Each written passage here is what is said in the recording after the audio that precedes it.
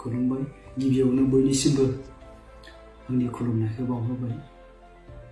जोंनि समाजाव आथिखालाव सोलिबाय थानाय जि समाज बेरेखा खामानिफोर, बे समाज बेरेखा खामानिफ्रा थारैनो जोंनि समाजखौ नोरजिया खालामदों आरो बे समाजारि बेरेखा खामानिफोरा थारैनो जोंनि लाइमोनफोरनाव खोब गाज्रि गोहोम गोलैसिनदों, जायनि थाखाय दिनै जोंनि लाइमोनफोरनि फिउचारा, जोंनि लाइमोनफोरनि जा इयुन, बेफोरो दिनै जोबस्रांनायनि लामायाव।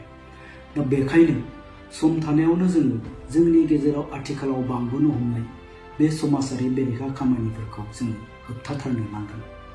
दा बेखायनो दिनै जोंनि कक्लाबारि समस्तिनि बेन्दोङाव थानाय चापागुरि कक्लाबारि गुदि बर' थुनलाइ आफाद आरो मोनबा दख'रा दुलाराय बर' फरायसा आफाद, सिके दख'रा दुलाराय बर' फरायसा आफाद, राबां दख'रा दुलाराय बर' फरायसा आफाद, रुपुहि दख'रा दुलाराय बर' फरायसा आफाद, सिलबारि दख'रा दुलाराय बर' फरायसा आफाद, जाला दख'रा दुलाराय बर' फरायसा आफाद, बे गौथुमफोरनि बानजायनायाव मोनसे जथुम जानानै थाङो। जाय जथुमाव जोंनि ओनसोलनि बुद्धिजिबि, समाज मावथि, फोरोंगिरि आरो गुबुन गुबुन गौथुमनि दैदेनगिरिफ्रा बाहागो लायो।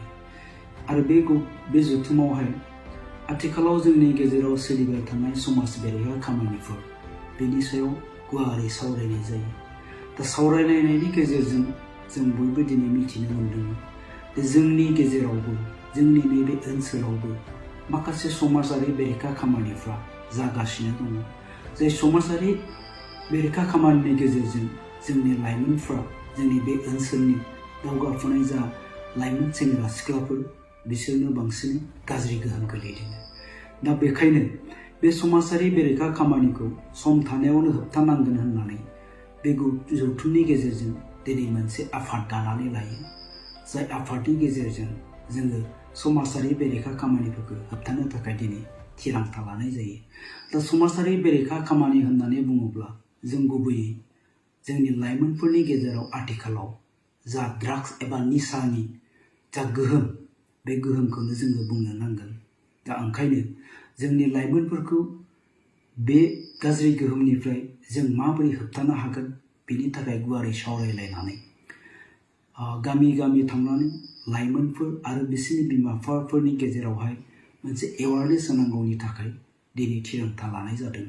आरो बिनि अनगायैबो दिनै बोथोर सफैनाय हिसाबै जोंनि गेजेराव फुजा मेलाफोर जागोन आरो बे जोंनि जायगायावबो गोबां फुजा मेलाफोर जाग्रा थावनिफोर दङ। दा बे थावनिफोरनि फुजा कमिटिनि दैदेनगिरिफोरजों रायलायनानै जाहाथे फुजाखौ गोलाव सम लाखियाबालासिनो गुसुं समनि गेजेराव फोजोबनाय जायो, बेनि सायावबो गुवारै सावरायनानै मोनफ्रोमबो फुजा कमिटिनो खावलायनानै लाइजाम लिरनायनि थाखाय थिरांथा लानाय जायो।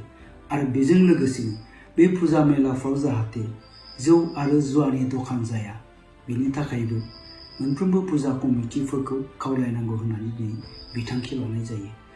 दिनै फुजा मेलाफ्राव थांनानै जोंनि लाइमोनफोरा जि एक्टिभिटिस दिन्थिहैयो, जि खामानि मावहैयो, थारैनो बेबो जोंनि थाखाय जोबोद दुखुनांथाव आरो लाजिनांथाव।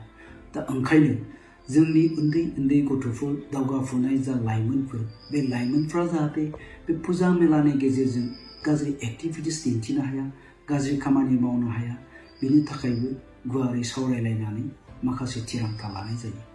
दा ओंखायनो आङो खावलायनो नागिरदों जोंनि बे ओनसोलनि साफ्रोमबो बा मोनफ्रोमबो थाखोनि सुबुंफोरखौ जाहाथे बे समाज बेरेखा खामानि मावनायखौ होबथानो थाखाय आवगायबोनाय बे गौथुमखौ जाहाथे नोंथांमोना बयबो हेफाजाब होयो। मानोना दिनै जों बयबो मिथिगौ जोंनि इयुना जाबाय जोंनि लाइमोन सेंग्रा सिख्लाफोरनि।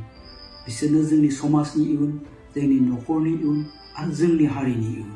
नाथाय जों दिनै नुदों बे लाइमोनफ्रानो दिनै गाज्रि लामाथिं थांनानै बे समाजखौ आरो जोंनि समाजनि इयुनखौ थेर बेथेर खालामनो थांगासिनो दं। दा बेखायनो जोंहा साफ्रोमहाबो बिबान दङ जे जोंनि लाइमोनफोरखौ जोङो मोजां लामा दिन्थिनानै बिसोरनि इयुननि थाखाय जोंहा बयबो खामानि मावनांगौ दङ। दा जियानो जादोला जोङो साननैसो उनावहाय जोंनि दिनै बे जथुमनि गेजेरजों जा बिथांखि लादों बे बिथांखिफोरखौ मावफुंनो थाखाय थियारि जादों। बेवहाय साफ्रोमबो रायजो राजाफोरनि हेफाजाब आरो मददखौ हांख्रायनाय जाबाय। गोजोन्थों, खुलुमबाय।